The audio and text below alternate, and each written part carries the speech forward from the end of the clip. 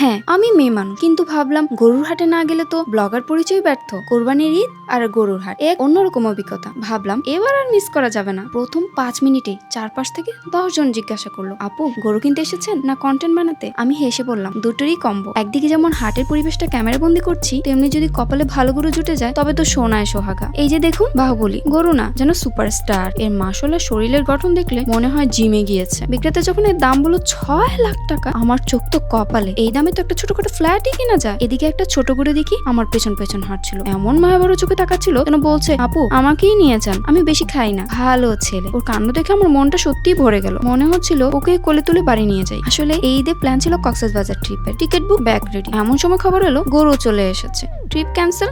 এখন আমার ডেস্টিনেশন গরুর পাশের চৌকি। ট্রাভেল ইউটিউবার থেকে হঠাৎ ক্যাফে কাওয়েটার বনে গেলাম। গরুর হাটে এসে বুঝলাম ওটা শুধু কেনা বেচার জায়গা না, এটা একটা উৎসব।